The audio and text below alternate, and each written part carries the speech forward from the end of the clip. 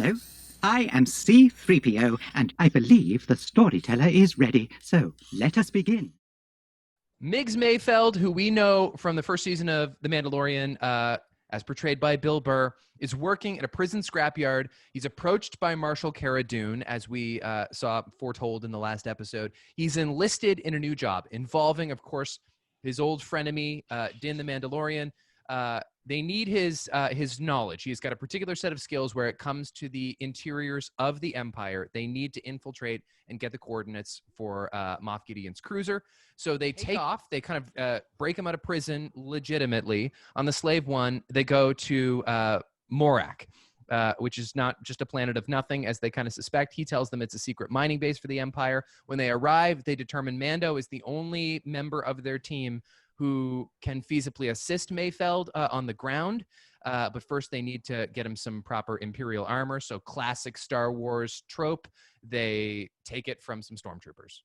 Yeah, so they hijack a ground transport while it's in a tunnel. They steal the stormtrooper garb so that Din has a different form of helmet.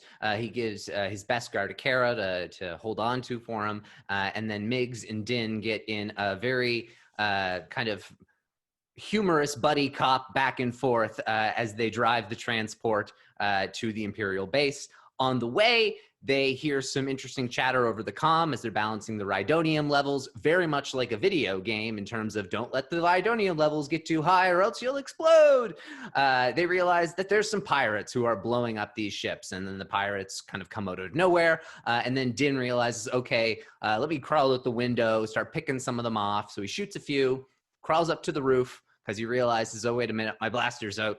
And then a hand-to-hand fight ensues, whereas Din is trying to make sure that thermal detonators do not blow up their transport filled with the highly explosive Rhydonium, while Miggs Mayfeld is screaming at Din to ensure that the Rhydonium levels stay level and make sure that none of them blow up on their way to the Imperial base.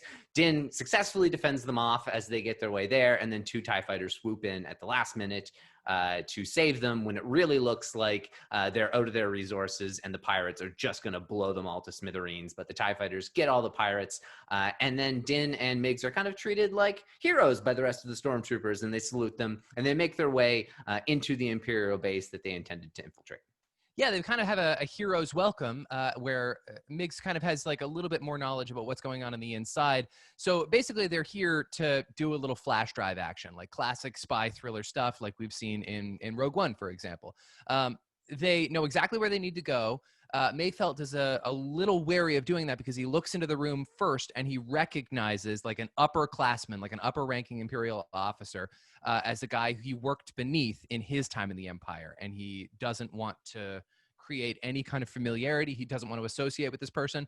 And so Din says he'll go. The problem with that is that in order to log into the system, they need to scan your face.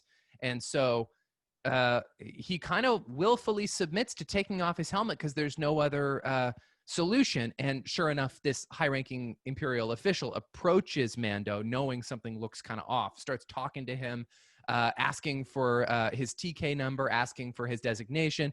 Mando is like definitely going to shit the bed and blow his cover here when Mayfeld swoops in and just sweet talks the whole situation down. He just like, he has an answer for everything.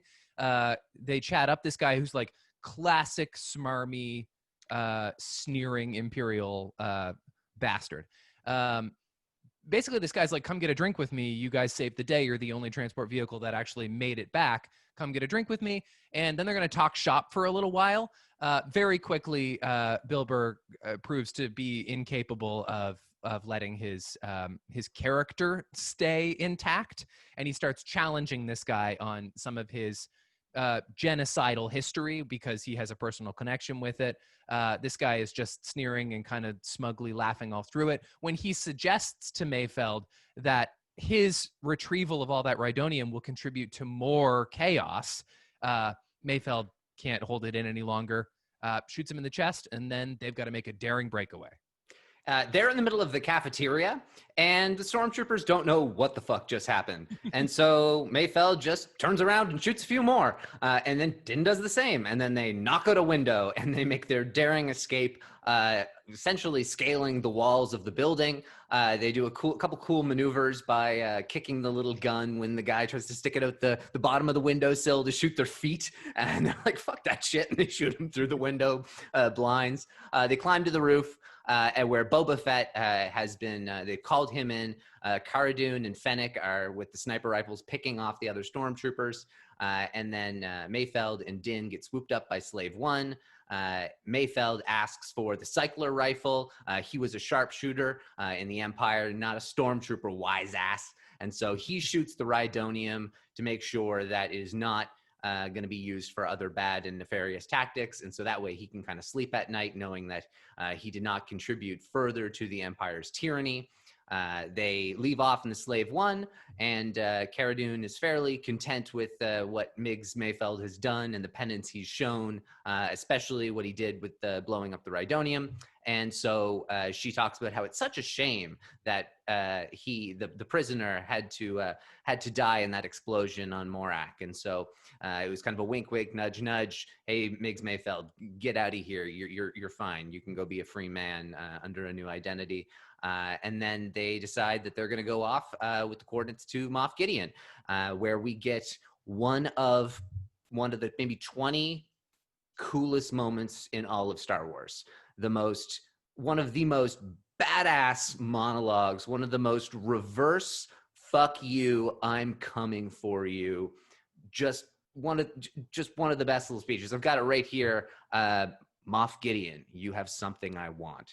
You may think you have some idea what you are in possession of, but you do not. Soon, he will be back with me.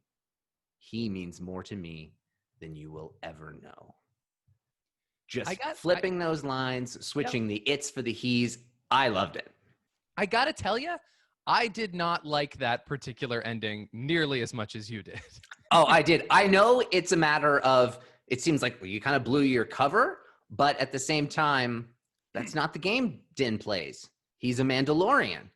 That he is going for the intimidation factor. You're right, and that was my first observation as well. It bothered me that he's kind of costing himself the element of surprise. But it's not just that. It felt decidedly uncool of Mando to me. Like he was kind of not keeping his chill, and that is decidedly against the character. And so I do appreciate that we do kind of leave Gideon a little shook. It's nice to see that he's had his shit rocked for the first time in the series so far. But like in general, it kind of struck me as an odd thing for Mando to do. It's a very Taken-y speech. You know what I mean? Absolutely. But that's actually why I like it, because it's not like him. This is a moment where he has fully been challenged. And the episode is called The Believer. The entire episode, he's being challenged on his beliefs as he's challenging Migs. And they're kind of like going back and forth. Din's not saying much, but Migs is doing a lot of the sparring himself. And it really comes down to Din choosing to be the man over the Mandalorian, choosing his son over his creed. And in doing that is not acting like himself, making himself even more unpredictable and even scarier to someone like Moff Gideon. Din Djarin doesn't say much. So when he's calling and providing you with a monologue, and Moff Gideon knows exactly who he is. Din Djarin, Cara Cynthia Dune, disgraced magistrate, Grief Karga. He knows all about these people, and this is a sideways move. And so it's almost as if maybe he knew he was going to be coming anyway, and this was his way to kind of flip that on his head. I fully get that it's not like Din, but I specifically see that as him kind of changing his behavior. Like Cara even calls Grogu his kid in the episode, and like Din doesn't correct that. This is his son he's going to get back. Well, and it's a fair point, because really a big theme of this episode is Mando's willingness to step outside some of his rigidity. And the main example of that is his removal of the helmet, which previous to this, he would have shot the guy in the chest himself right then. Like, or he would have gone to more extremes rather than deciding, okay, I'm going to be reasonable and take off my helmet here. But it died in the last season finale, remember? Absolutely. He was willing to die, and he even needed to have it explained to him that robots are not people, which is, I think I remember thinking that was like a little, he'd probably understand that much.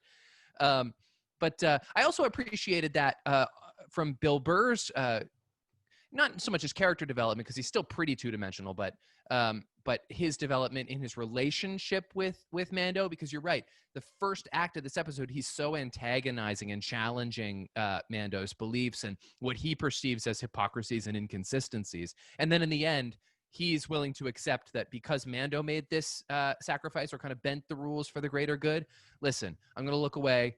You did what you had to do.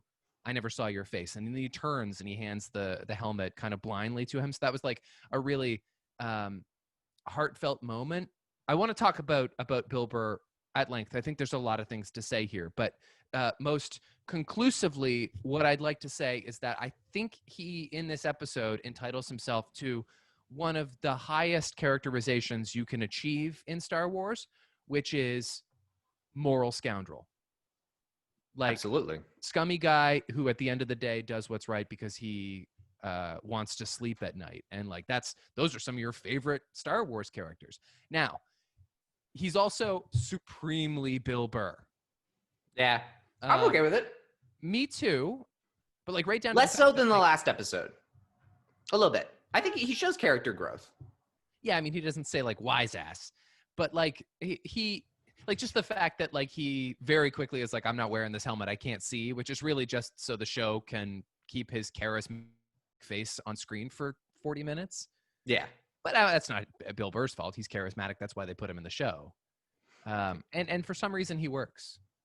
Oh, he really works. It's he plays a similar role to kind of like what DJ does in The Last Jedi, but actually well, in the sense it's like two sides, kid.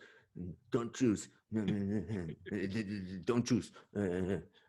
But whereas he's really kind of pointing things out a lot better, like when he's like honking through the town and like they're making eye contact with the kids on the street, and it's it's very real world while being able to kind of make these comparisons, and I think it does it a lot better than a lot of other times in Star Wars. There's a lot of nuance in the way that those lines are delivered, and then also the fact that it's in kind of like what looks to kind of represent like a heavily colonized African community sort of thing, where it's like a blood diamond sort of mining colony. I was kind of thinking more like the first season of Mandalorian is so distinctly a Western, and this show has gone to great lengths to also add in that it's a samurai movie. But in this particular episode, it felt like Vietnam.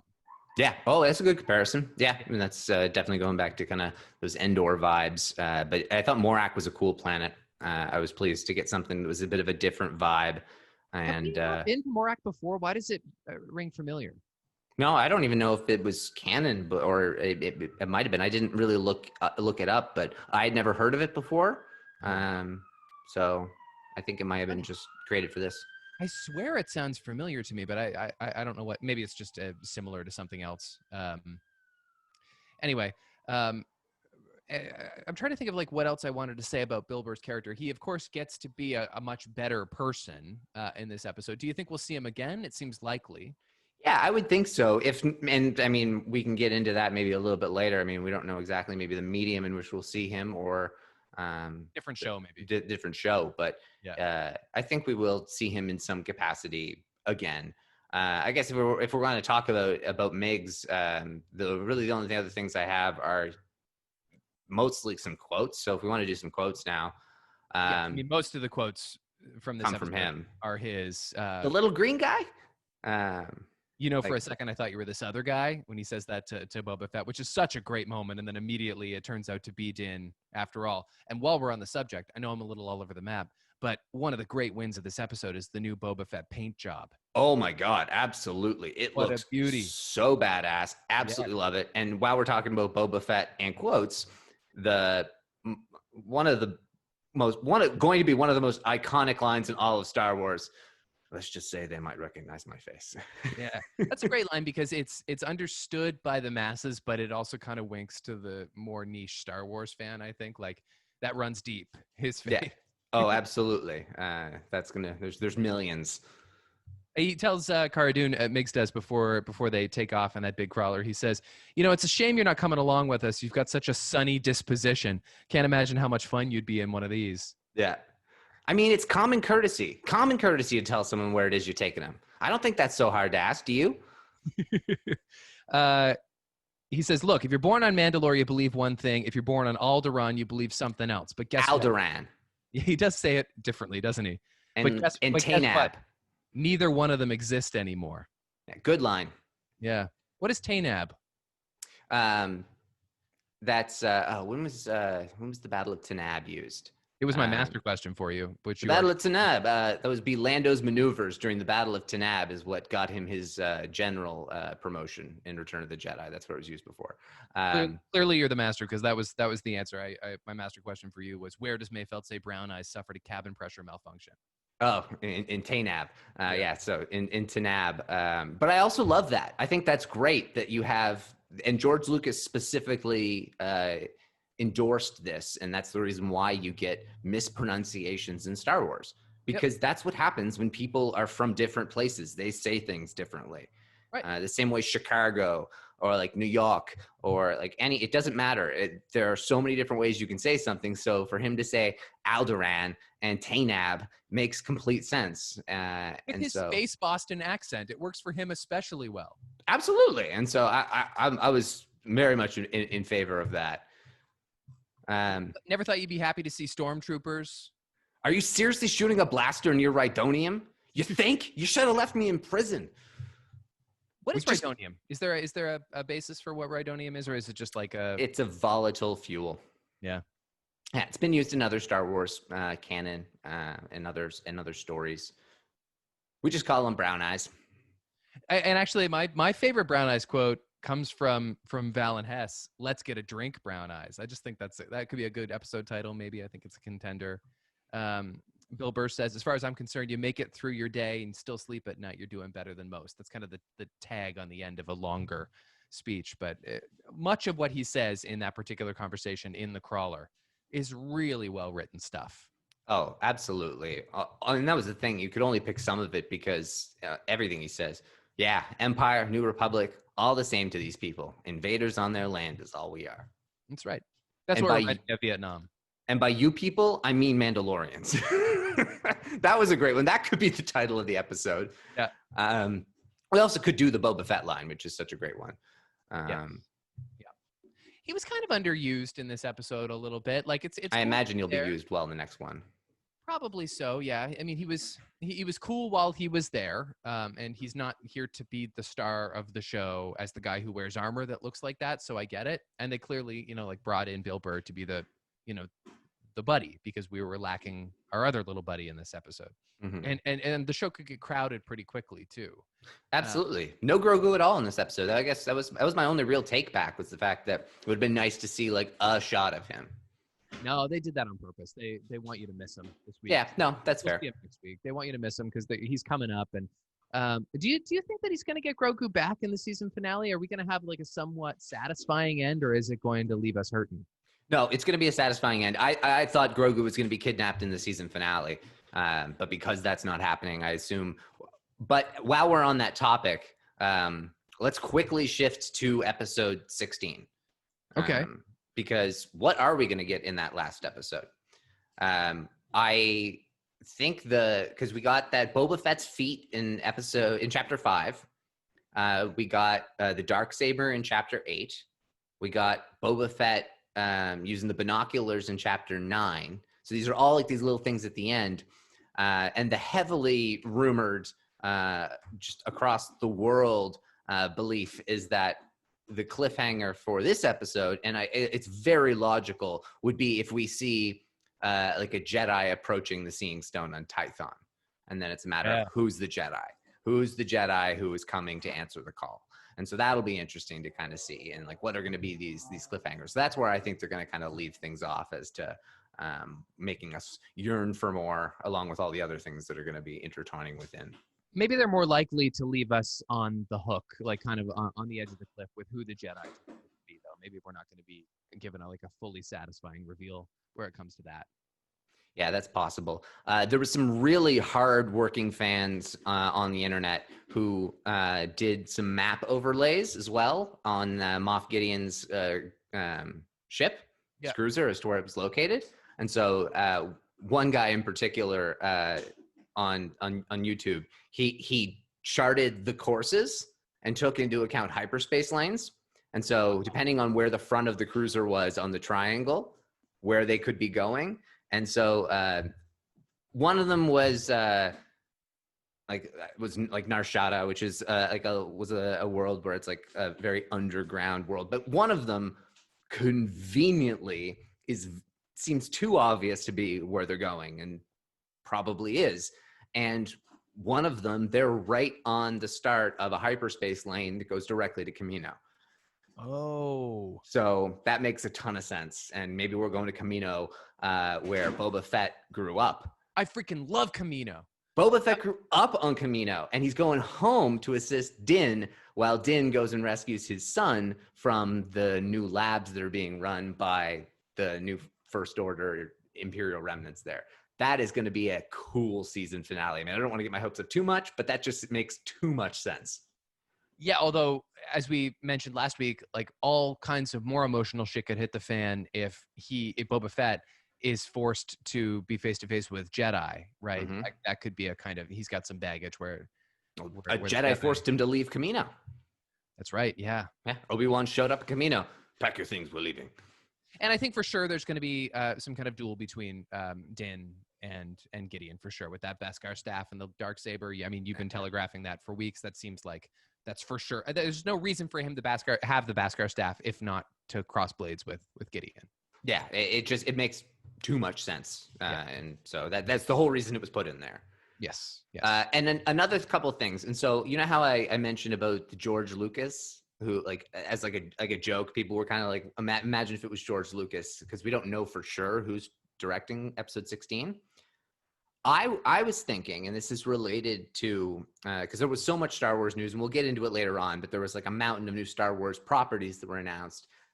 Not included was the Rian Johnson trilogy. Oh, yeah. Okay. What will happen with that? Nothing? Something? We don't know. Who's a director they definitely would not want to announce? George Lucas. Or Rian Johnson. Well, Rian Johnson, yeah, he was actually trending today, and I'm not sure why, but like a lot of Star Wars stuff was trending today on Twitter.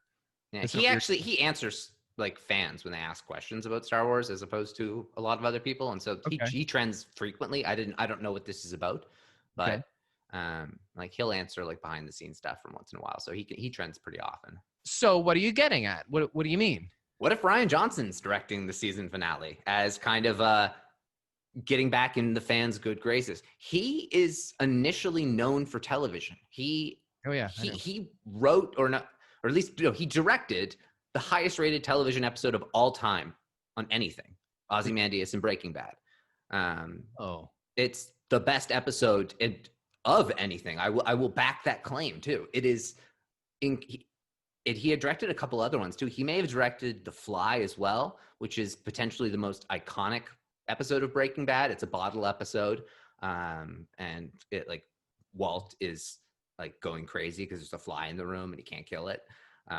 And so like Rian Johnson, I don't know. He's either never going to do something in Star Wars again, or he's going to need to be brought back into the good graces. And this would be how you would do it.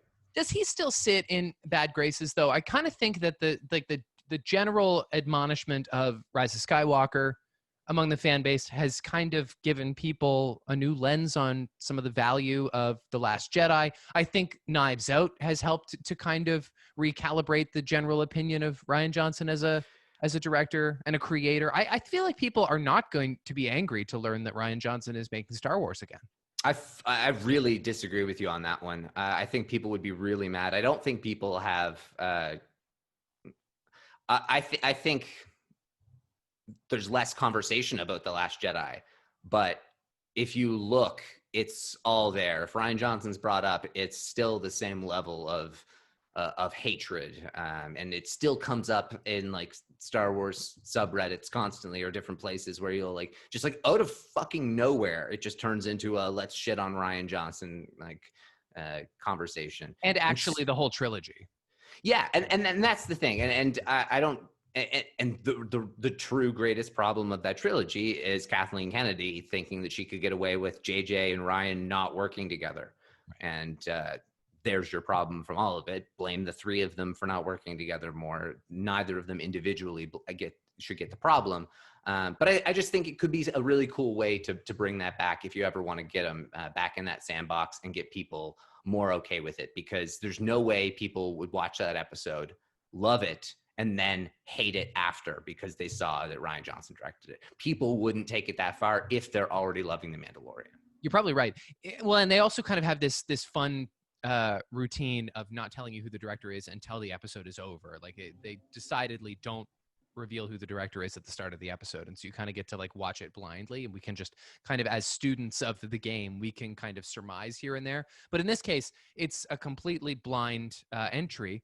Could be Jon Favreau. Likely Favreau. I think if it's like not a risky pull, if it's not like some kind of stunt hire, it is probably Favreau, and that'll be phenomenal. It makes I'd put that at like 90% that it's Favreau. It's kind of off topic, but is it possible, because I've never thought about this before, is it probable that Kathleen Kennedy's idea for having 3 different directors for the sequel trilogy was that she was just trying to recapture the magic of having had 3 different directors in the original trilogy? Definitely. Yeah. Yeah, and wanting to make and because George Lucas wanted that for stylistic difference, and that's fine. But you need to have that person, and there was no overseer. George Lucas directed way more of Return of the Jedi than Richard Marquand, which means that George Lucas directed basically 2 of those movies, and he would have changed more in Empire, but Irving Kershner was his mentor, and so he gave him enough respect on certain things, but it was still so heavily George that there was just no one who was that through line in this one. But I guess kind of more back to this episode and talking about kind of the people who are involved. This one was written and directed by Rick Famuyiwa. And I thought it was great. I think it was a perfect proof that he can continue to expand his role in the Star Wars leadership.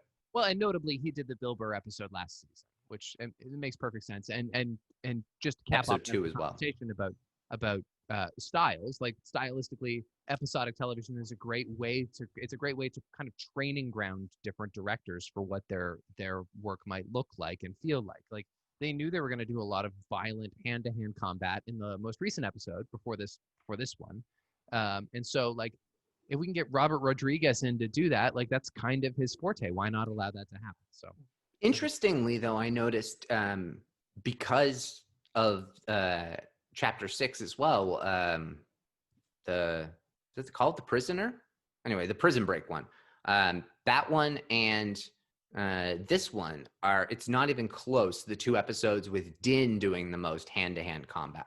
It's not even close. He does them the most in those 2, and he's so badass. And so Rick's got definitely some good kind of, or maybe he's got a good like second director that he works with for that sort of stuff. But whatever it is, the fight choreography, and the ability to most likely produce a very compelling Jedi duel, I think is there. And so I would be intrigued to see him partake in, get that opportunity to get maybe a bit more of an extravagant hand-to-hand or duel of sorts. A lot has been said this year on this podcast and elsewhere about the sort of rote formula of The Mandalorian in its regular episodes, and certainly they veer from that, and they've done very effectively so in the last couple episodes, because we've just raved about how exciting they were. Interesting, isn't it, that this episode in particular, this second last episode of the season, kind of returns to that form a little bit of like enlisting the help of an old friend to go do this mini mission, which will help us get to the bigger picture, and along the way we kind of get like some scrapes and bruises, but ultimately we escape in a ball of fire. Yeah, it definitely hits kind of that mold in that regard as being, you could say, kind of like a side mission to get something. But I really liked the way they did it in this one, because I was so heavily expecting it to be like Chapter 7. Chapter 7 is, I'd say, probably the most not a full episode of any episode in the series, in the sense that it is a part 1 of 2. It is not really its own episode. Whereas most everything else stands alone and so does this. And chapter 7, I adored. It was just chapter 7 and 8 are, I feel, the most linked of all, and I liked that they didn't do that again. However, I do hope that they give us a beefy 50-ish minute or 50 to 55-ish minute season finale to make sure that there's a good amount of things that happen in that last little bit. What other observations do you want to make about this episode? I wanted to point out that in the little amount of Boba Fett we got in this episode, he did slip in a "we got company," which feels good. And we got seismic charges back. Oh, dude, I know. And like, have we only ever seen those one other time? Just in Attack of the Clones. But the shot, the way that the circle like just blew the 2 TIE fighters apart. One of the great sound effects in Star Wars. That thwong. And now a visual too. Yeah. And so it was. That's the kind of stuff that separated Star Wars. That has always separated Star Wars. It's those little things that round out the story and the universe and give it that extra cool and unique factor. And it's the logical thing. It's not like it's like playing like, oh, we're just, kind of playing to it. No, he's got 2 ships following him. There's no back guns on the Slave One. That's the seismic charges. That's what you're going to use. You're not just going to be like, oh no, let's not use them because we don't want to be like, fan service. No, it's a ship. Use them. that's what its main weapon is, kind of. So yeah, and that's fan service used well. What did you think of Valen Hess? Well, I want to get to him in just one second because there's not much to say about the Slave One, but I do want to say this about the Slave One. Sure. The gyroscopic interior. Okay, what do you mean by that? Did you notice how when they took off, because the Slave One, the cockpit is not, the cockpit's kind of like Slave One flies and lands in a totally different position. Yes. And so the cockpit is kind of semi like in a weird positioning. You're kind of laying down when you're taking off, but not the rest of the ship. The main cargo bay is gyroscopic. And so when it takes off, it rotates as the ship shifts. And so they're just able to sit. It was so bloody cool to see it just rotating around them and to solve that like really logical canon question. I guess I took that for granted because I didn't really notice that happening as it was happening, but I have always kind of subconsciously wondered about the ergonomics of the just the way it kind of orients itself. And I've always loved Slave One and thought it was kind of odd, but I guess I wasn't looking for an explanation. I wasn't really either, but I didn't realize how much I loved the explanation until I saw it. And I was just like, that's just so fucking cool. I was just really excited with that. Yeah. But yeah, Valen Hess, man, he was a new breed of creepy Imperial. He was, but he really captured the essence. Like it was Emmy worthy. Oh yeah, like he definitely is a Star Wars fan. Like he knew what he had to do to be that guy, and he added we don't really get a lot of canonical backstory, at least in something kind of like mainstream live action where these guys talk about who they are. You can tell that they're not good guys, and you can tell what they want to do right now, but you barely know what they did before and what made them this way and where their values lie. And like this guy was like, he deserved that bullet to the chest so fervently. Absolutely. Yeah. So did you find anything confusing about that scene? I'm talking about like the history of the Empire. Any of it confusing, or did you just feel like it was reasonable discussion of background? Yeah, confusing's not the right word. It won't surprise me if you tell me that there's stuff in there that is understood by other people already. But like, no, it was kind of spoken about broadly enough that you understood going into this that Mayfeld has an Imperial background as like kind of a soldier. And he establishes that this was kind of a guy who he didn't work with directly, I guess, but like they have, overlapping histories. And so, no, they fed you enough information. I didn't feel excluded. Okay, cool. No, that's good. We'll get back to that in just, no, I've got enough backup trivia that I can explain this one now. So Operation Cinder, that's what Miggs off says, let's like when he says, like, what should we toast to? I'm like, not rot, stuff like health or whatever. It was interesting because he was a Southern Imperial as well, which was kind of an interesting take and goes a little bit towards that point that someone I heard on the podcast mention how, like, are they getting who's now at the top of the empire? Were they the frontliners from before because they're weathered and they're not the same like British staunch, but they're still these creepy and like dead-eyed people, and so it's kind of interesting in that way. But Bill Burr mentions like the toast Operation Cinder. So Operation Cinder was Palpatine's contingency. That's the start of his. That is the order that starts the First Order. When he dies, Operation Cinder comes into effect, which basically burns down the rest of the Empire and burns down as much of its reign and it wreaks havoc across the galaxy, but then reconvenes the best of the Empire. And so it's a culling process to kind of like, okay, something went wrong. I am Palpatine. I see all. How did I die? You guys all failed me. The Empire wasn't good enough. Go fix your shit, cull yourself, and then meet me on Exegol. Okay. And so essentially it's the beginning of the end of the Empire and the start of the First Order, and Operation Cinder is the main plot line of the Battlefront 2, the campaign that goes along with that video game.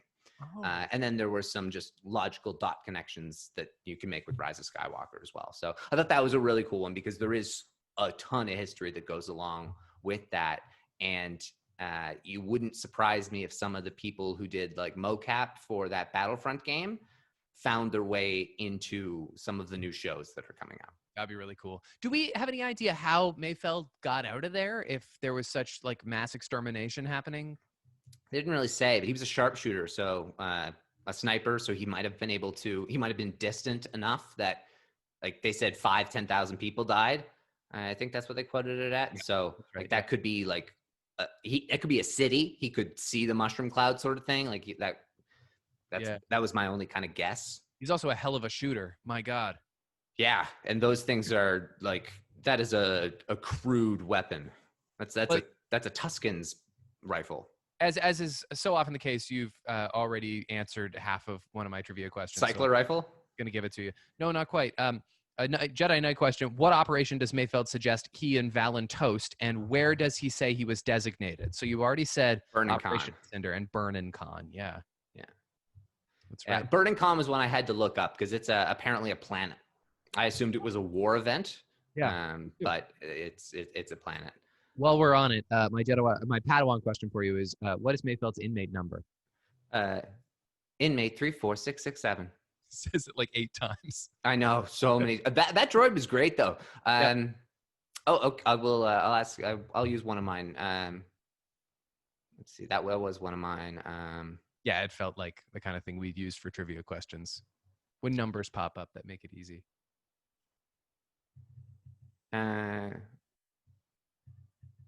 What does Din incorrectly say is his designation? Transport, and then transport what? Transport co-pilot. Yep. Yeah, and what does that mean, and why is that wrong? It's just kind of puts a red flag on him. Yeah, clearly designation means your TK number, and so that was why he was confused. With that, my master question, and it's got numbers, so you may have written it down. What did Bill Burr say his TK number and Din's TK number was? I don't know. I think Bill Burr's was like TK something 111. No, you're very, very close. You're very, very, very, very, very close. I don't know. Help me out. Just know something. It's just TK 111. TK 111. Oh, yeah, so you got Bill Burr's right, basically. Hey, I did. Okay. Yeah. Yeah, I have no idea what Din's was. Din's was 593. So he just knew those numbers because they took the suits off, and so he just happened to remember the numbers. Either that, or his TK was TK 111, and his commanding officer who died was TK-593, and he was just like, he just pulled random shit. Like TK-421, for example, was the guy who Han steals the stormtrooper outfit of in A New Hope, and it's like points at the comm like it's not working. So TK-421 works on the Death Star X number of years earlier, and so just TK-593, that's like 170 digits later. So it just seems like they're kind of like whenever you signed up for the Empire, like your A number when you go to university or something. And interesting that like it seems like so many Empire stormtroopers are TKs, and then First Order stormtroopers are FNs, or at least that's what Finn is. Yeah, I don't believe Maybe it gets that's the case across the board. I believe it's like probably by your ranking, or maybe whether you serve in like the naval or like the army sort of thing. Because I think there is some variation beyond TKs and FNs. I guess my night question, the only one that I have left. Where was Miggs serving his prison sentence? When you say it, I'll know it, because I remember trying to make a mental note and I foolishly didn't write it down. I don't know. What is it? The Carthon scrap fields. Okay, that was cool. It was I guess they probably used the volume for that, like really well designed, like all of this like TIE fighter scraps all over the place. And when we arrived there, it didn't even occur to me that we were probably going directly to Bill Burr. But like similarly to the Ahsoka episode of this season, they're like, look, this is coming. Like, we're going to get right down to business. This is something I love about The Mandalorian, is that they could so easily take a couple episodes to get just to Bill Burr. And they're like, no, we're going there right now. And they don't beat around the bush a lot in this show, and that's something they do really well. Yeah, and well, I mean, sometimes when they had to go to Trask, they had to go, with Frog Lady, and they crashed on that. The Frog family kind of feels in a weird way like it was years ago. It was only a couple weeks ago. I know, and it was like it was such a significant part of the season, but ultimately didn't do much for us other than that it seemed to indicate some kind of like weird curiosity in Grogu. Yeah, and it was about parenting, and it was just character development stuff. I guess that's true, yeah. Any other thoughts on episode, whatever it is, The Believer? Yeah, just one other thing that we should definitely talk about, and that would be Din taking off the helmet, and in particular, Pedro's face. The mustache looking good. And ridiculously handsome for him to be covered up for so much of this season. Yeah, but my God, the acting performance, the scared stiff in his own skin, and just like being so uncomfortable, like even when he was in the Juggernaut, when they were on the ground, and he was just sitting so still because he was so uncomfortable, even in the wrong armor. Yeah. And when he's looking at Valen Hess, and he's like, my designation is co-pilot, transport co-pilot. She's like, he's barely in it, and blowing it. Yeah. The really, really, really subtle head shake back and forth to Miggs when he's starting to get hot and heated in his conversation with Valen. Yeah. It's so subtle, and you can barely see it, but and the no response when Miggs shoots him, just like the look of surprise in his face, and like, okay, I'll shoot someone too. Right. We're in this together. It was just so impressive. It shouldn't be surprising that an actor who can convey so much emotion with just his physicality when his face isn't even shown is that much better when he actually can show his face, which of course is what we're all used to doing. Like, I don't want a Tobey Maguire super famous and This Is Spider-Man 2 situation necessarily, but I do want him to take off that mask more in season 3, because I think we can have both. And well, that's all I want to say. I think there was a stupid rumor of that going on earlier in the year, that Pedro threw a hissy fit midway through the season, and that he talks like not that much in the second half, and they do a lot of heavy plot lines with Kara and Grief because and because he wants to have his helmet off more, and it's just like, that's the stupidest shit. No one believed, that's not true.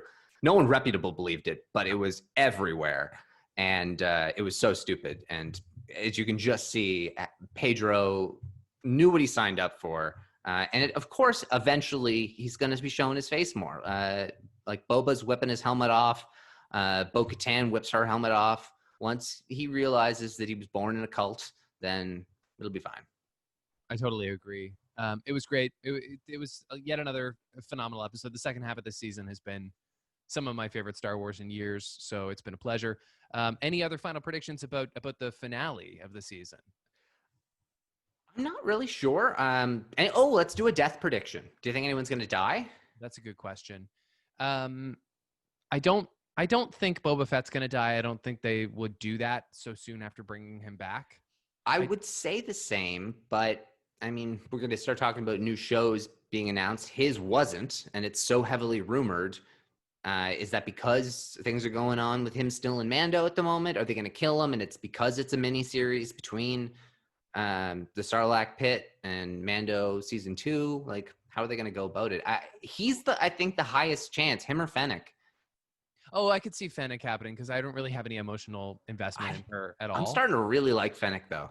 I don't have a problem with her. I just kind of forget she's there most of the time. And I don't, we know how I feel about Cara. I'm not like anti-Cara, but like I do find it strange that she's heavily rumored to be getting her own show with Grief when like she's not, she seems like she might be a handful and she's not a good actor. Yeah. Well, let's maybe let's use that as the transition point. Let's do it. Let's use that. Iger Khan, as it's been referred to as by a couple podcasters in the Force Center broadcast, which is one of my favorite Star Wars podcasts, because over the years, these phone calls, these investor calls have been just Bob Iger letting shit leak. Yeah. He just tells, and it's done in like, it's not done in this ridiculous presentation like this year was done. It has just been great headlines from an investor call year after year. And because there was no celebration, no Comic-Con, none of those things where Star Wars was able to do announcements this year, and they just like kept their head down and kept working on things. There were so many things that they had in the works and they could announce that they made it this big presentation and show. And so I watched it along on YouTube. And so Kathleen Kennedy gave this big presentation about all the new projects that are in the works. And we'll start with television because we were just on television. Mando season 3 will be coming Christmas of 2021. And Christmas that's great. That is a phenomenal Christmas present. Thank you so much, Disney. I'm so excited for that. It's a little bit of an extra weight, but we will be getting, we will be getting Bad Batch next year as well. And so I think those are going to be just the 2 that we get next year, but we knew that those were going to be the ones. So what is Bad Batch? Be very clear. Very quick. Yeah, exactly. So Bad Batch, it's likely coming spring 2021. This is the animated sequel to the Clone Wars. It focuses on genetically altered clones who have a particular set of skills and make things a nightmare for people like you. But it's there's like a Rambo kind of leader, and then they've got like their tech guy, and they've got their strong guy, and then a particular one of the clones who was very prominent throughout Clone Wars.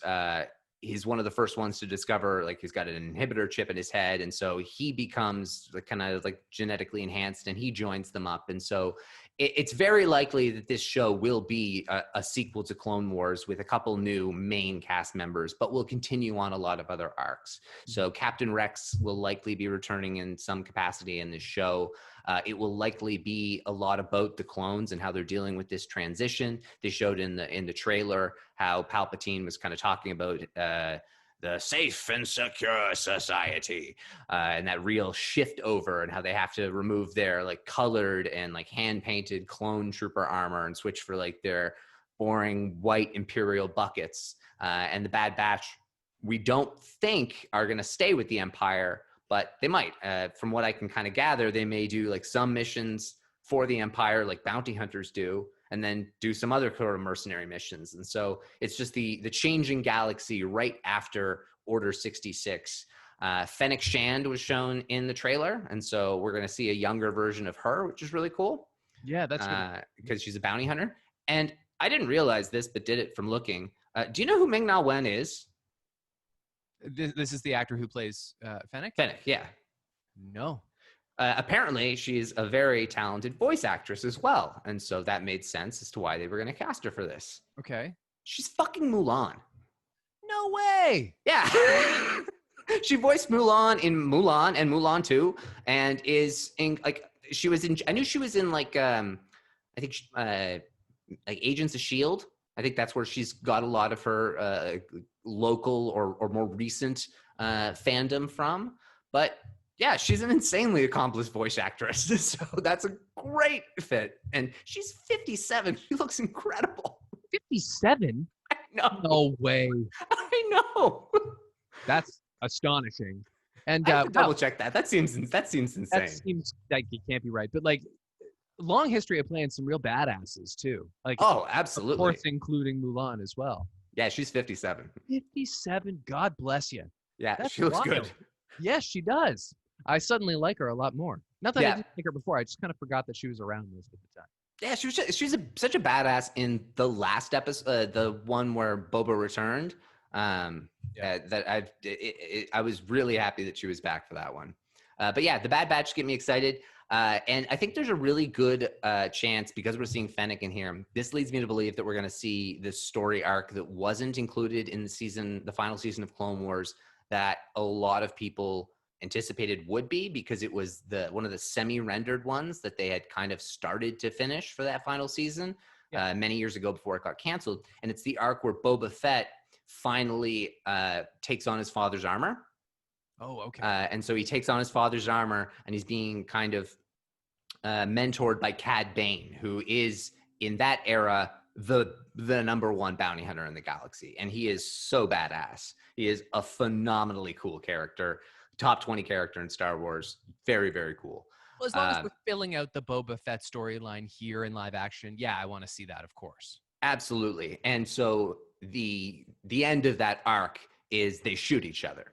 And they shoot each other at the same time, but Boba's dent. It's got a dent. Yeah, that's because my guess is Cad was aiming for the visor, was aiming for right here. Right. Because there's no Beskar there, but got him just off, just enough. It's funny you say that, because I was actually like eyeing up that little ding in the helmet. Maybe it stands out more because everything else is so freshly painted. Yeah, it's still, you couldn't buff it out. You could pour as much paint in there as you would want, but it's just going to kind of crater in a little bit. Right. More TV. Okay. Let's go to the right. next one. Another one that we know about, but with some incredible confirmation on some stuff that we thought, and a confirmation on the title. I thought this was going to be one of the only ones where I still think it was one of the only ones that should have gone with a one-word title of Kenobi. But Obi-Wan Kenobi. And it will be coming out in 2022. I'm not convinced that title is going to stick. It could change. I think Kenobi makes more sense because he's both Obi-Wan and Ben, but always Kenobi. And so it makes more sense in that regard. But Obi-Wan Kenobi, and the great news is that Hayden Christensen's back. That's probably the flashiest news of Investors Day.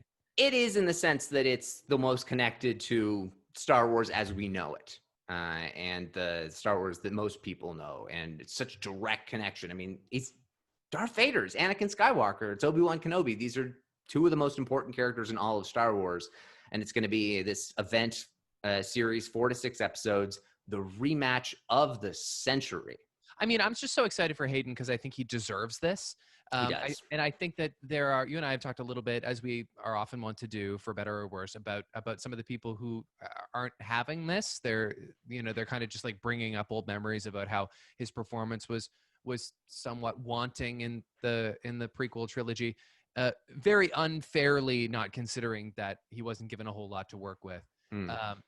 Or just the fact that he's like an older, more mature person now. Like, there's no reason to think that with better guidance, this won't be a by leagues better performance.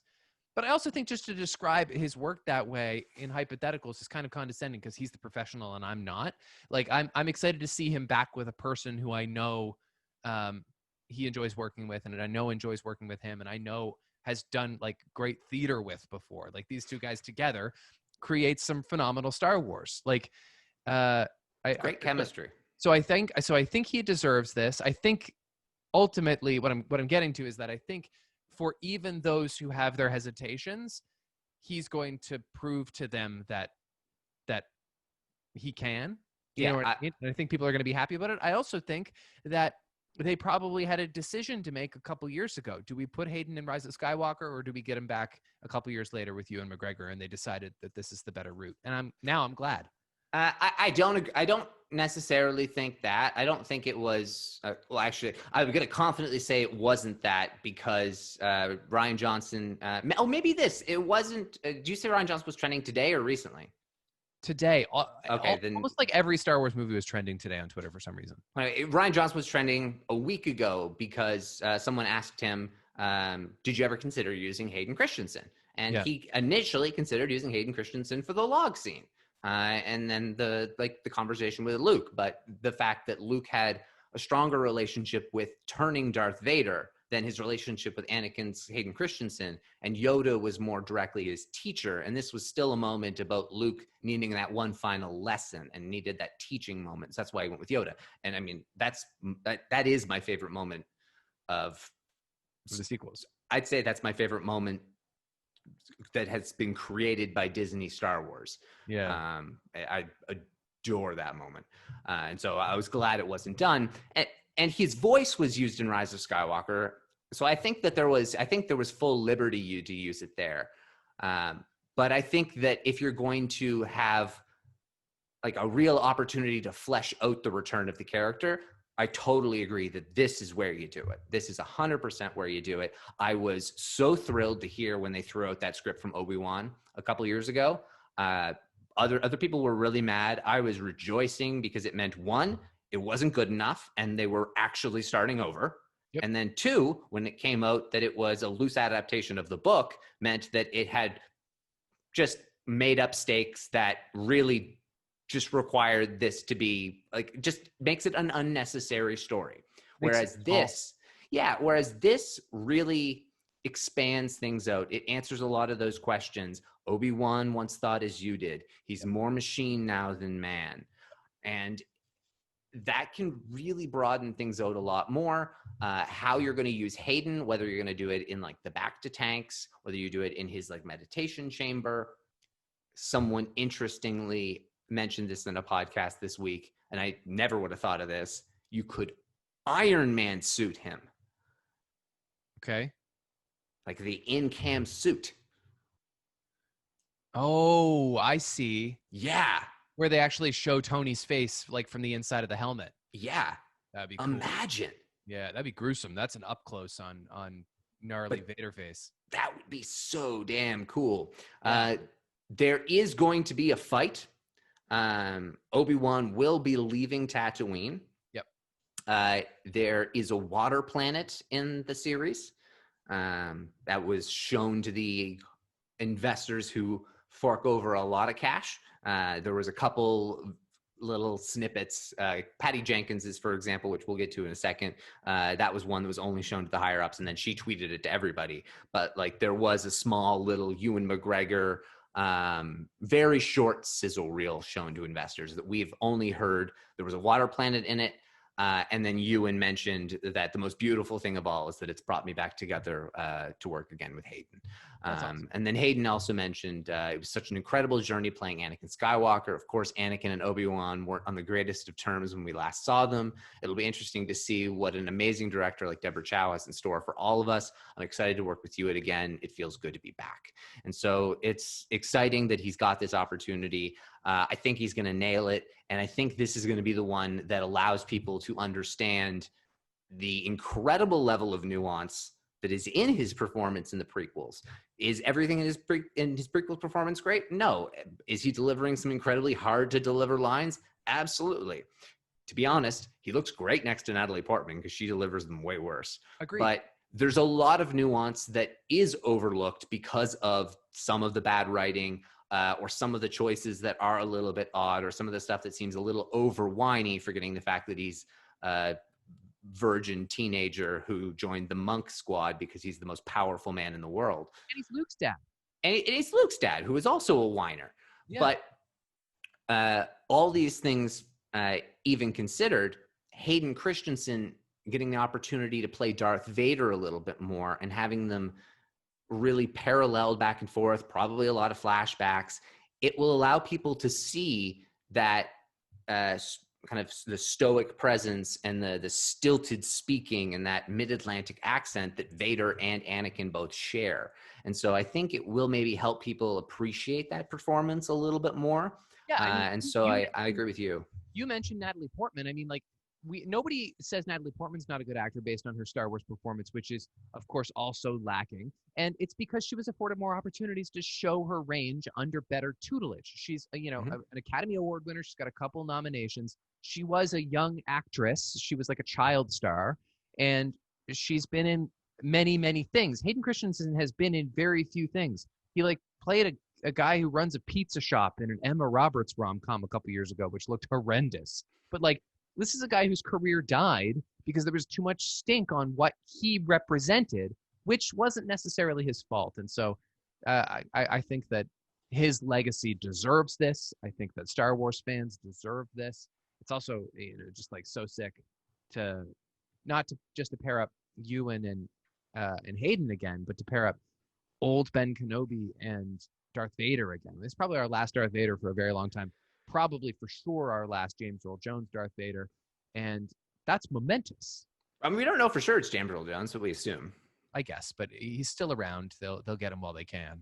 Yeah, and because so few people have seen Rebels compared to what we'll be seeing this show, you can also. I mean, it'd be a little cheap because it would be so similar, but you can do something where Vader's mask gets destroyed you can have it so his mask gets a little destroyed. So they're a little face to face again, you mean? Yeah.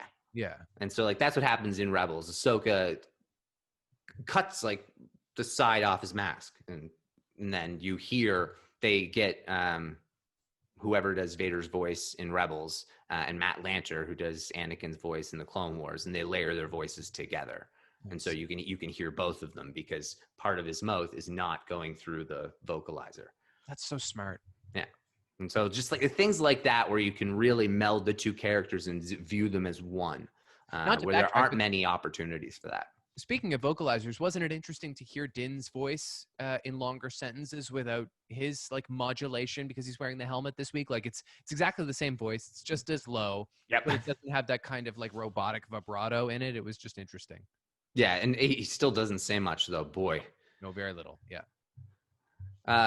Okay, next. So that's Obi-Wan Kenobi. That is Obi-Wan Kenobi. The next one also coming out in 2022 and just started to film. Also with a sizzle reel that we did get to see would be the Cassian show, which was titled Andor. Yep, I saw that sizzle reel, by the way. The worst of all the titles. A really dumb title. Nobody knows him as Andor. He's Cassian Andor. It's not even Fett, but anyone, Skywalker, anyone, but Andor, no. He's a cool character, but his last name is not iconic at all, and it's also not even Star Warsy enough. It's 5 letters. It's not long enough to be. It's a bad title, but the show looks great. It's also the same first syllable as Mandalorian. It's just kind of a lot of the same. But yes, I saw that reel that you're talking about, and it's mostly just Diego Luna kind of out of character talking about his enthusiasm. What a sweetheart. He is a total sweetheart, adores Star Wars. Yeah, I'm so psyched about it. And I mean, there's not really too much to glean from it, but we're basically revitalizing the Rogue One universe, and so here for that. Yeah, and we've talked about this a lot, so we don't need to repeat a bunch of stuff we said before. But 12 episodes, that's new. We didn't hear that before. That's a lot. We don't know, but the thing is, we don't know, but I think it could just be 12 episodes. Yep. And so I think that's great. If you feel like it's more important to tell it in one season, and that's the appropriate number of episodes it takes, I think that's great. We're going to maybe have a 4-episode show in Obi-Wan, 8 for Mando, 12 for Andor. That totally works for me. And one thing I also loved, 200 plus named characters. Favreau Filoni, you want to maybe take a couple notes? Named characters, Mythrol and the client and the child. Well, the Mandalorian for that matter. The Mandalorian, that's true for a lot of it. Yeah. Well, how is that possible, though, Ross? 200 named characters. Specifically because that's what you do in Star Wars. Every character in the entire original trilogy, every background character had a name. That doesn't necessarily mean that all these characters have existed before, although a lot of them will have, and a lot of them will have been background characters in Rogue One, for example. Right. But if you go, and a lot of those people, like the actor would have been like, oh, do I have a name?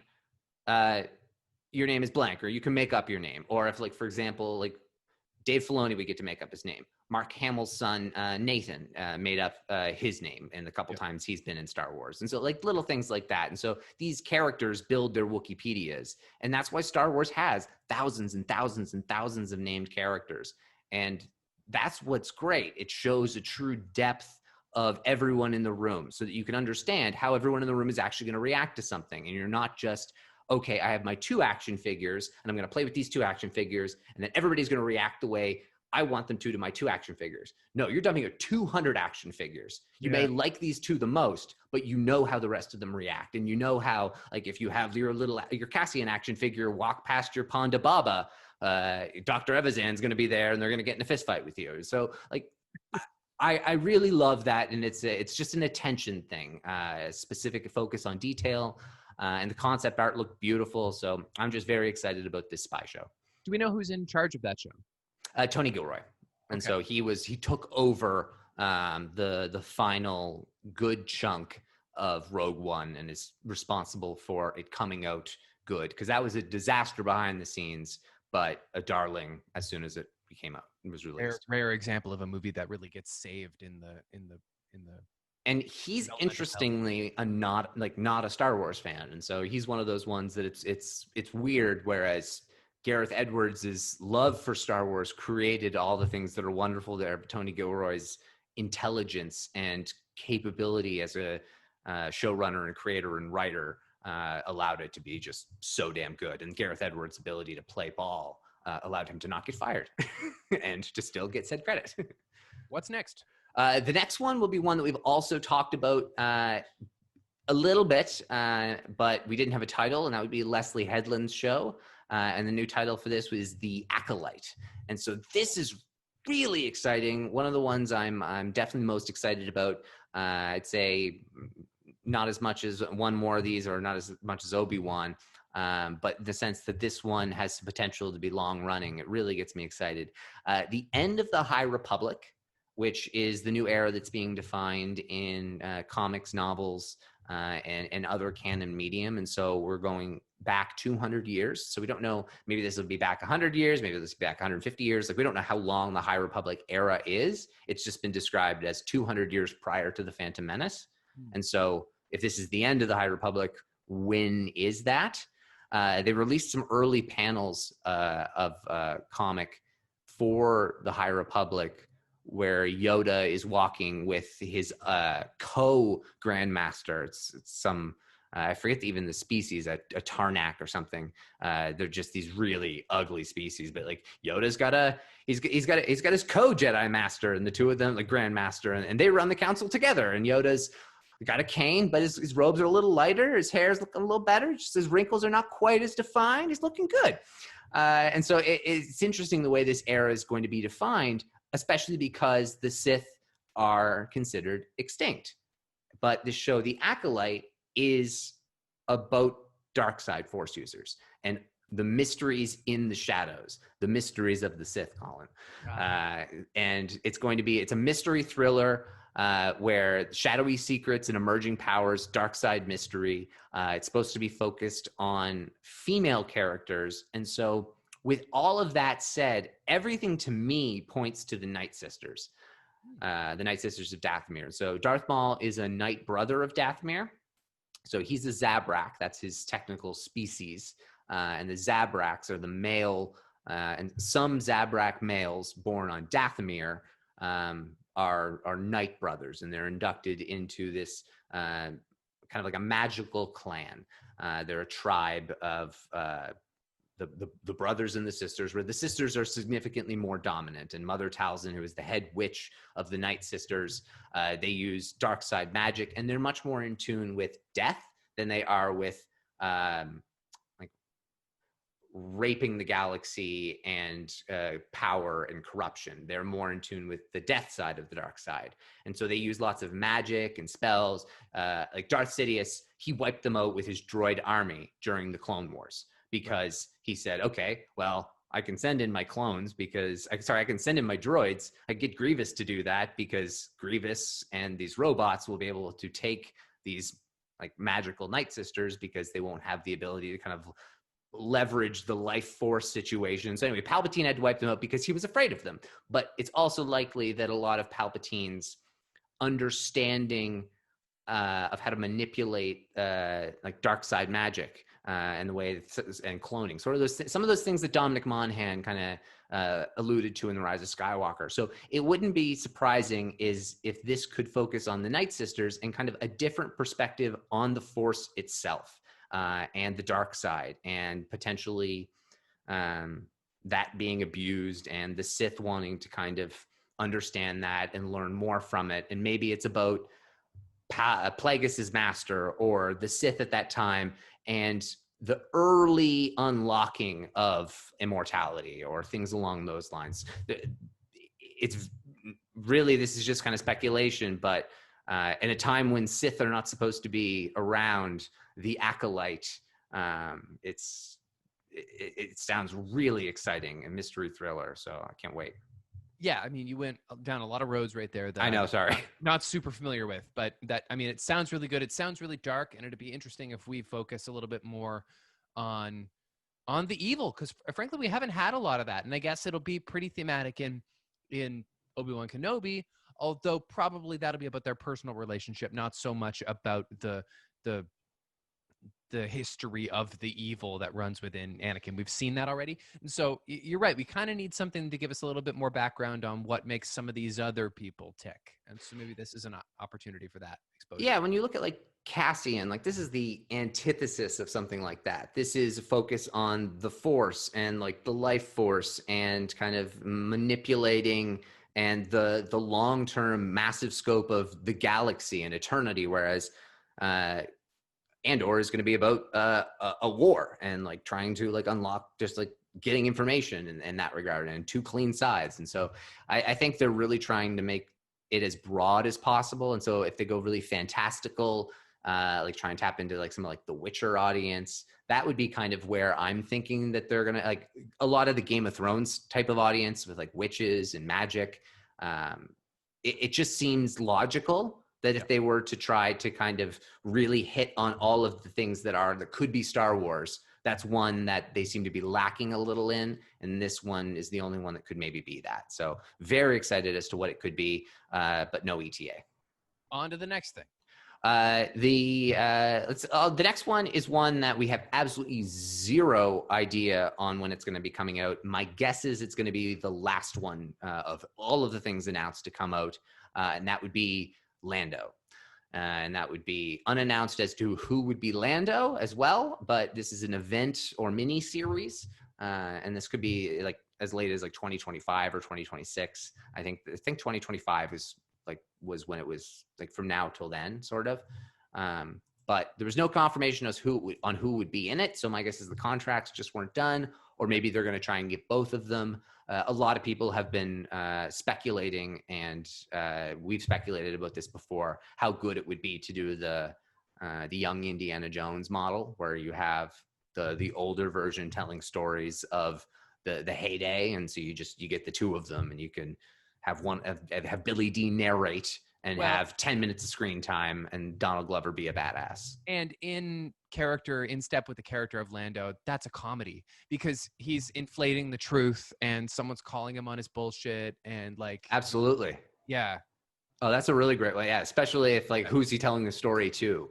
Yeah, and someone's like, well, how did it really happen? And then he goes back and Donald Glover performs the same story totally differently, and like... Oh, that could be really interesting. Yeah. It's Dear White People, the creator from that, Justin Simeon. And so that's extremely critically acclaimed, and I think that's really encouraging. I really hope it posts Solo, no L3. Just give me some Lando being a smooth criminal in the galaxy far, far away. I'm eager maybe for both. that. Maybe they're gonna bounce around like his whole young life. Very, very possible that they do that. But this is a mini series, and so I'll be intrigued as to what they maybe focus on.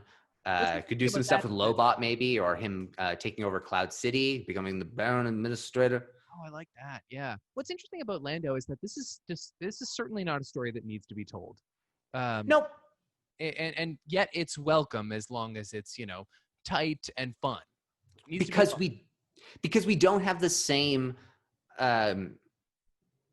we have mystery about Lando, but we don't have mystery about specific things about Lando. Right. Whereas we had mystery about specific things about Han that we don't have anymore.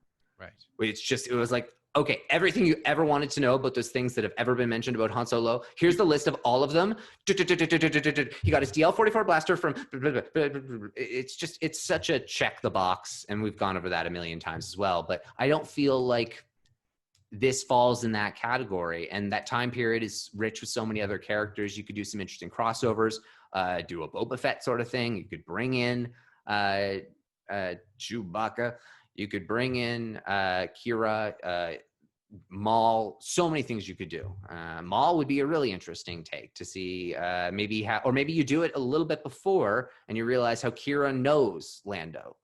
Because she knew him beforehand, and so maybe he's done some stuff for Maul that didn't go so great before, and he had to, pay his piper somehow. Right. I like that. Okay.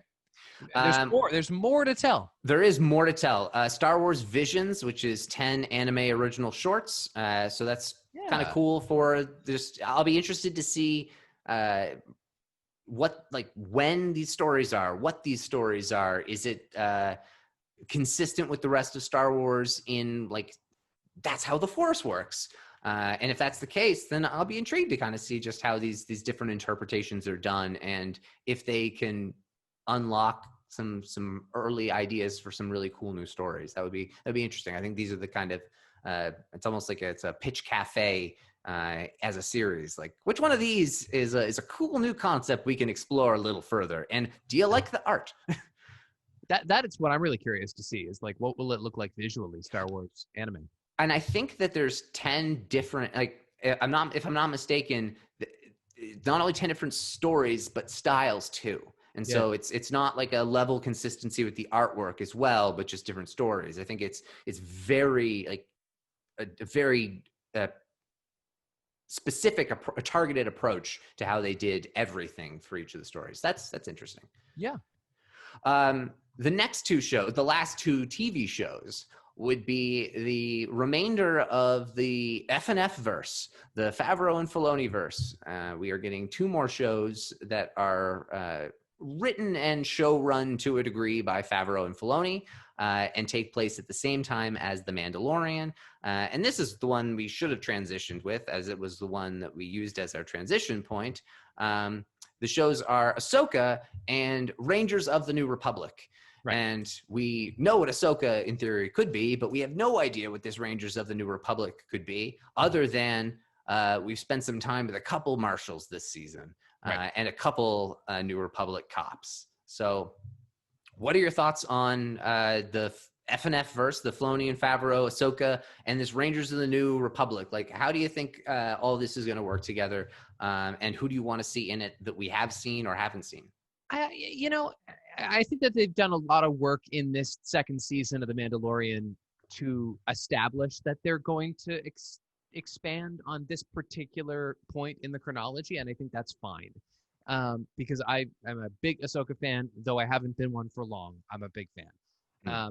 And I can't wait to see more of that. I think that's like the obvious juicy curiosity. As much as I've kind of ragged on Cara Dune for the basic reasons that other people have been doing so lately, I really enjoyed that scene where she's talking with Kim's convenience fella, and we learn that she was from Alderaan. I think that's an interesting backstory. I want to learn more about Alderaan. Granted, I don't know if we will exactly in this show, but if we can get more of that through her story, I guess I'm open to it. I certainly want to see more Carl Weathers as Grief Karga. That guy's a boss. And for that matter, those returning X-Wing, well, I guess not Dave Filoni as much as he can help it, but he hates it.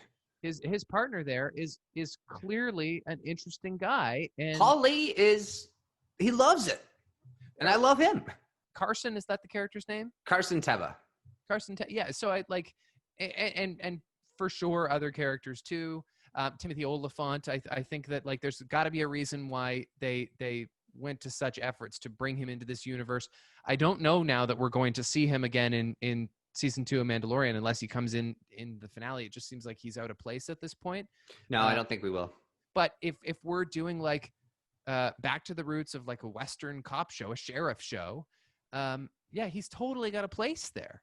Well, it's the Marshals of the New Republic. And so I foresee it being like Carson Teva going around and deputizing people and them working together and having informants and doing ragtag group work and like their own like things like Kara had to go and raid those tunnels under Navarro where the whatchamacallit, the Aqualesh were like robbing the old Mandalorian colony underground, and she was like beating them up, and where she met that like weird little rat ferret thing. Right, yeah. And so like she was just doing like a little side mission like that, or how the two cops approach Din in space, or everything that Cobb Vanth is doing. And it could be really interesting to kind of see someone like a cop like Carson Teva, a guy who's just on like a low rung, is starting to realize what's going on with this First Order, and shit, like I'm gonna do as much as I can. I'm gonna like,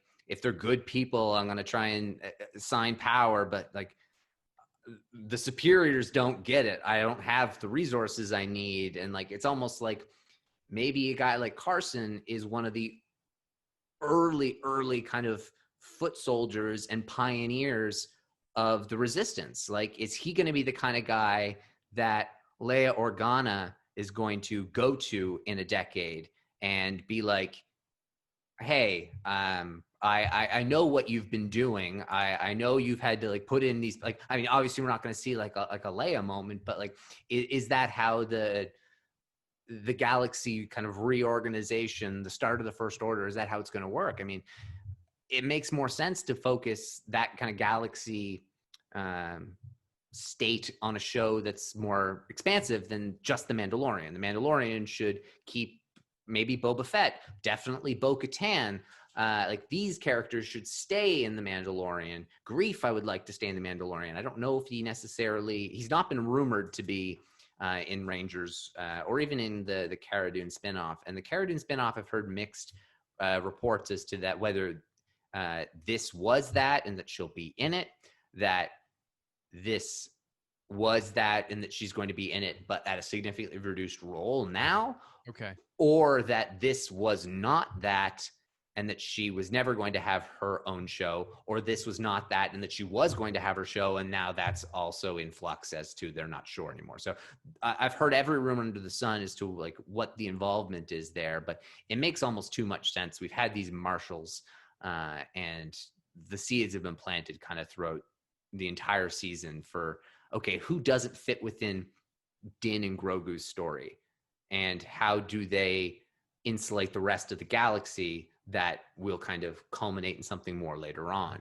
Because Rangers of the New Republic, Ahsoka, and The Mandalorian will come together at some point in the near future and have some form of entertainment event, whether that's a movie, crossover series that allows the, like, maybe it's its own series that's a little crossover, that's a mini series, or it's like an episode in each of the series that has the characters in it. There's going to be some form of big event because they're in the same time period. So it will be interesting to see how they utilize the things they've set up in Mando. It's interesting that so much of the external characters, the additional characters in The Mandalorian, especially the allies, are some version of peacekeepers. And of course, all the enemies are not that. They're chaos agents or whatever. But like, most of them are institutionalized, which is done deliberately to better illustrate the contrast of just how lonely the Mandalorian lives his life to be. And ultimately, he isn't, as, you know, he's not the Lone Ranger that he sought out to be for very long. But like, all these other people are there, like, supporting a cause or protecting a cause or protecting a people. And we might as well learn more about that. So I'm excited. Absolutely. And a couple things to be more excited about as well. Oh, and this, I'm going to mention this as well, and we'll tie back to Obi-Wan too. So one character I want to see in the Ahsoka show would be Rex. So let's get Tomorrow playing Boba, Rex, and he is so heavily rumored, like the same way that Hayden was rumored a couple months back to be Darth Vader in this Obi-Wan show. It's that level, if not more, that Tamora Morrison will be playing the probably highest screen time villain in Obi-Wan Kenobi as Commander Cody. And so, cool. He will be the elite top shadow trooper on Vader's unit that he will call in to hunt Obi-Wan Kenobi.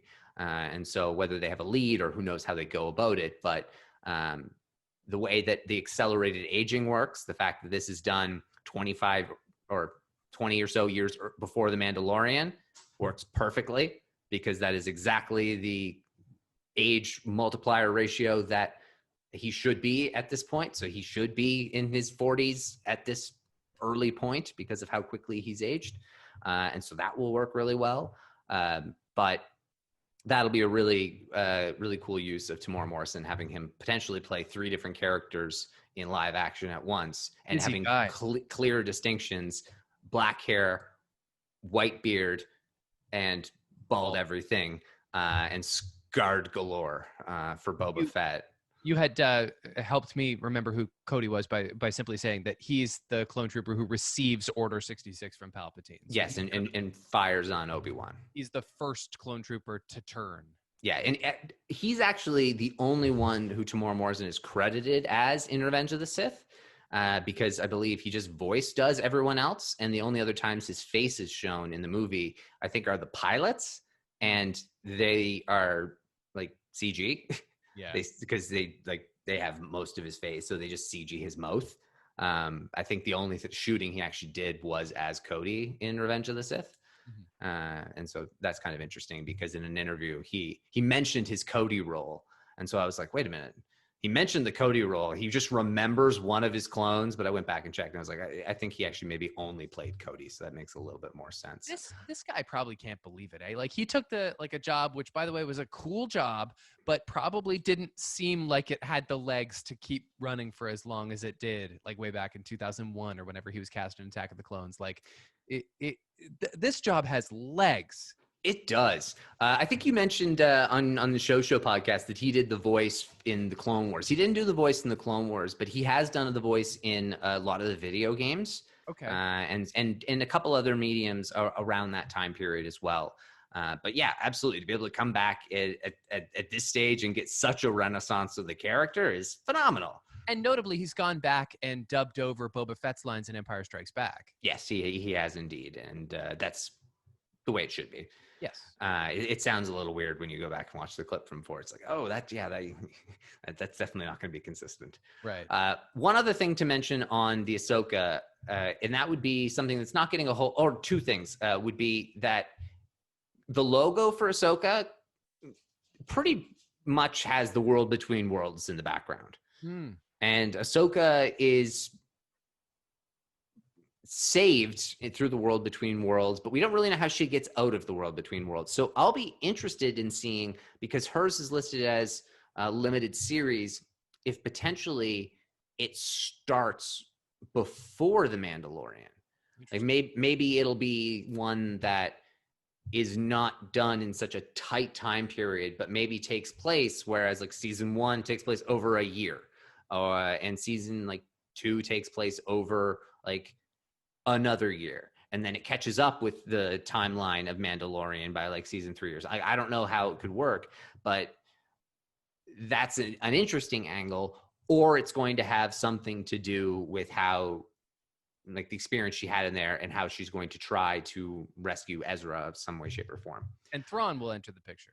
And that's the other thing, because if they're doing 3 shows of this time period, they've introduced the character in one. However, it's the least logical one for him to be in, and Moff Gideon is the main antagonist. What are they going to be doing? We have a Thanos situation on our hands, I believe. Yeah. And so Thrawn is likely the main bad of all 3 shows and will be the main bad of the event series. And ultimately, they will each have their own primary antagonist, with the overall antagonist for this time period being Thrawn. And that was the time period that originally, when the novels were written, Thrawn was the emerging leader post Palpatine's fall.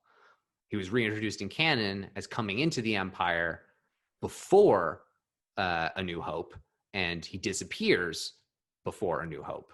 But he somehow returns, and by the sounds of things, is doing exactly what he was going to do in Legends, and he's going to, for some reason, whether it's likely for the benefit of his people to Chiss, but he wants those Imperial resources, and he wants the machine to start ticking again, because chaos is the last thing he wants.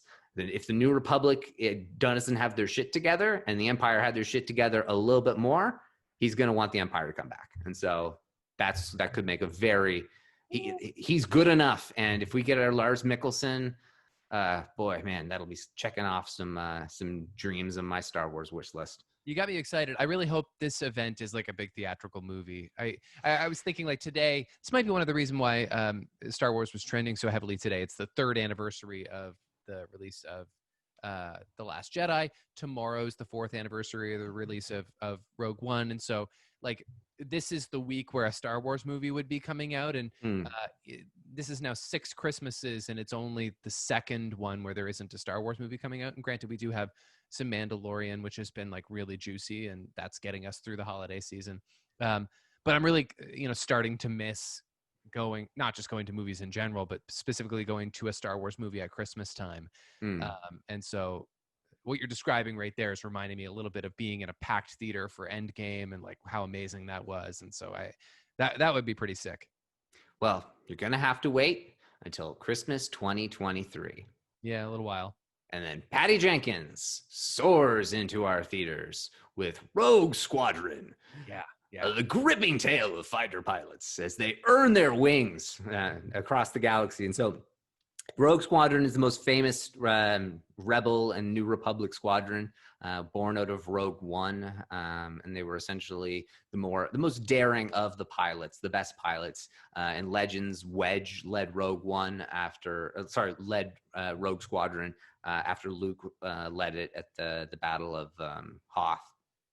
And there was like 4 or 5 novels and a couple comic series, and so there's tons of lore around Rogue Squadron, and so that will be recast Wedge Antilles. Then he's going to be like a new roll up for grabs. We have absolutely no idea, because that will be the inspiration, and there will be references and there will be connections, but this is a new story, and it will be ushering in a new era of Star Wars storytelling. And so does that mean this is going to be post Rise of Skywalker? There seems to be, with the way the wording is, the logo has been so heavily analyzed. I'm not a ship enthusiast in Star Wars the way some people are, despite my giddiness about Slave One earlier. People are comparing whether it's, is it the T-65, the T-70, T-75, T-85? Which X-Wing model is it? Which era X-Wing? Is this the pre-Force Awakens X-Wing? Is this like the Rise of Skywalker era X-Wings? But, they only had the Force Awakens era ones because the resistance was poor. However, they were producing the T-85. So it's like there's people who know like their X-Wing models. And now that the Star Wars Squadron games is out, that's going to be probably even more so. True, yeah. But people are trying to figure out the era based on the logo. Okay, what age X-Wing is this? And so we haven't figured it out, but it does appear to be sequel. So are we going to be in the Mandalorian timeframe? Maybe. Closer to Force Awakens? Probably more likely, but I'm going to put my money on it being post Rise of Skywalker. I think it may be that. You can get old Dennis Lawson to do a cameo because he would be a legend of Rogue Squadron, but you can hire different characters for it. You don't have to stick with really anybody who is in current canon. There's a lot of possibilities with it. It's exciting. It's exciting for Patty Jenkins. It was it's funny. This is what I realized just from the corporate side of all that's happening in her career right now. Like Wonder Woman 1984 comes out on Christmas Day. It's the first of Warner Brothers 2021 slate, essentially, to be coming out in tandem in theaters and on home video at the same time, or HBO Max, I guess, as the case is. And you know, this is a director with a lot of clout in blockbuster filmmaking at this point, enough that she was able to command back end points on Wonder Woman, which had to be renegotiated. And I think they wrote her a check for like $10 million to make up for that, or something to that extent. I think her and Gal Gadot both got paid out. Yeah. Yeah, and that's fine, but that's not the deal she asked for. And so, considering, you know, there is money to be made on the back end points of a Star Wars movie, just ask J.J. Abrams and Harrison Ford when they made The Force Awakens. She does have the credibility to put that in her contract. And so, considering the changing of the tides at Warner Brothers, where she's made her home, it's a perfect time for her to move to Disney, especially since she has a personal investment in this story in particular. And why don't you expand on that? Yeah, absolutely. And also, Kathleen Kennedy doesn't make it quiet when she wants to hire people. And she had said before she wanted to hire Patty Jenkins. And so this was something that was clearly she was thrilled to do. But and Star Wars needs a feature film female director. Oh, absolutely. I mean, you bring in Deborah Chow now, and she'll get more opportunities, and Bryce Dallas Howard will get more opportunities because, I mean, these are people who are kicking ass, and absolutely give them more opportunities to do so because they're killing it. Yeah. But Patty Jenkins, this is a really personal one for her because her father was a fighter pilot and died serving for his country. And it was something that she's wanted to make her entire career. And she's wanted to make the best fighter pilot film there was, with just like an extremely visceral and important story that got you to understand the lives and the characters more than just the kind of the flyboy nature of things. And so it really means a lot for her to be able to tell a story like that. And as someone who loves Star Wars, that's a double check. And so she made this really great promo where it was she's talking about speed, and then she talks about her father's career as a fighter pilot and how she wanted to make the best fighter pilot movie there was. And she's kind of doing some shuffling below the camera, and then she pulls up the orange pilot jumpsuit and hops in her X-Wing. And so it's a great little promo video, but awesome. It shows that, yeah, this wasn't, okay, who's a really good director? Okay, hey, Patty Jenkins, do you want to do a Rogue Squadron movie? Do you like fighter pilots? Yeah, this can work.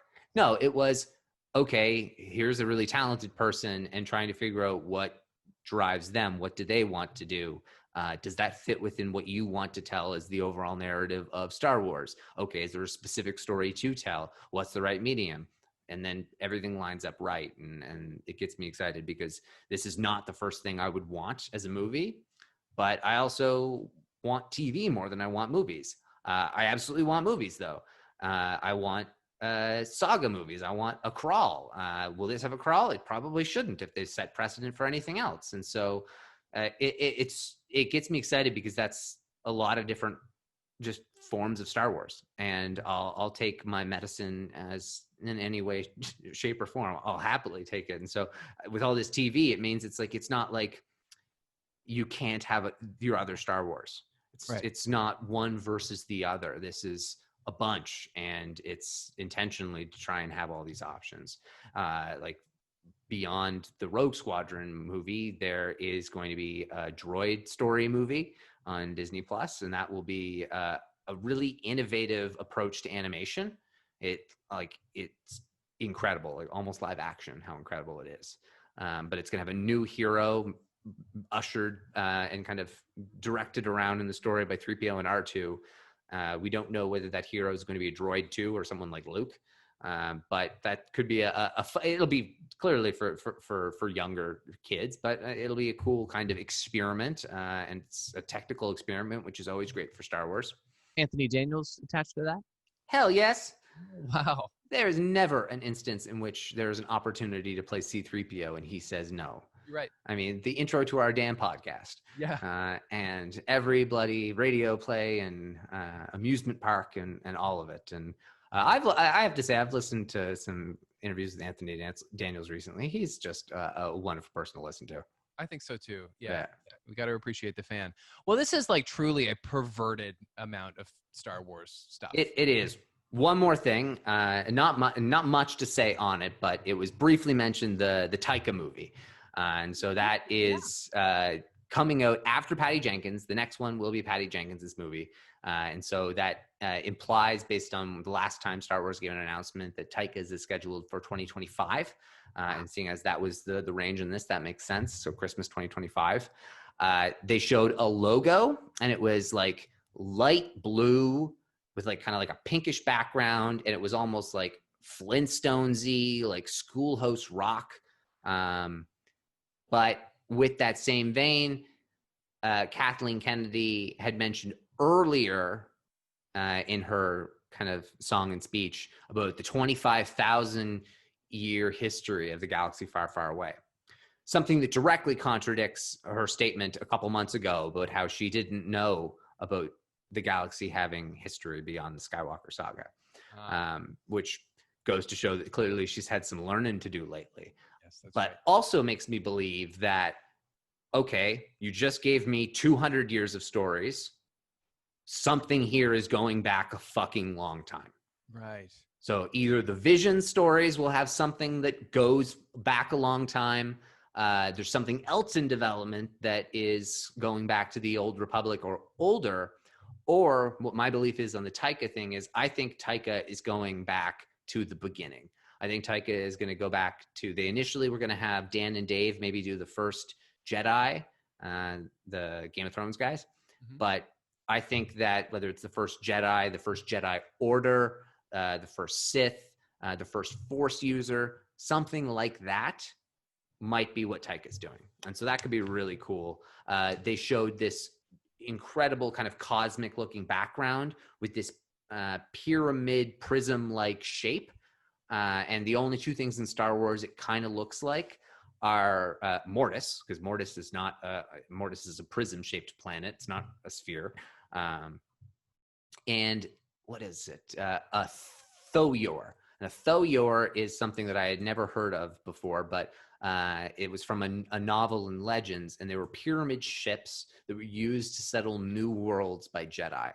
And so they were like they were colonies, like spaceship colonies that were used in ancient times to travel long distances, probably pre-hyperspace routes, and to kind of settle new land. And so this could be a really going back to the roots of the galaxy with just so much unknown and the discovery of this universe that we know. And so it could be really interesting, but we don't know much about that. That's a lot of speculation on my part from just a couple bits of imagery, but that's all we had to go with. I kind of forgot about Taika's movie just because we've been so overloaded with Star Wars news. And I mean, like, on the one hand, it sucks to have to wait 5 years, but it's not like we're not going to have stuff to tide us over in the meantime. Exactly. Of course, they're going to give him something that allows him to be a little outside the box. That's what he did so masterfully with Thor Ragnarok. And like, he's just got a really fun brain. So they should take advantage of that. Yeah. I'm so excited. Is that all the Star Wars news? Is that essentially the gist of it? Yeah. All right. Okay. Well, it's worth Took a noting while, but yeah, that was it. maybe the longest podcast we've ever done, which is interesting because it's our 100th episode of Recorder 66. Woohoo! We did it, not including bonus episodes. This is 100 episodes of either recapping Star Wars or discussing our favorite things about Star Wars.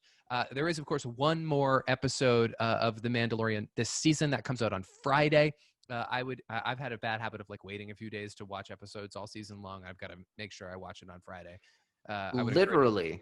everyone else to do that because there's going to be spoilers.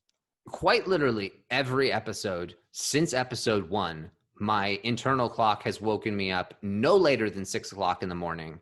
And the last 4 weeks at 4:15, Right. no, 4 to 4:15, that window of time, because that is quite literally the window of time it arrives on Disney Plus.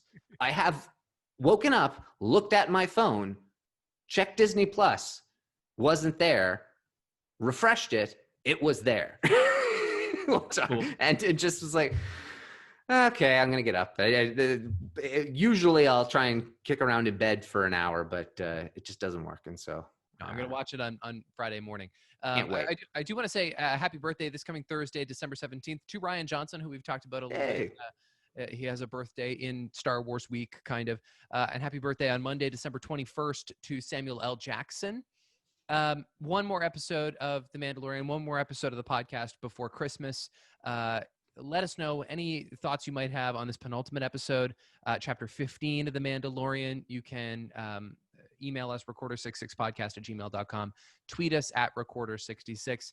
And of course, we'd love to hear your thoughts on the finale as well. But until we are together again, may the Force be with you.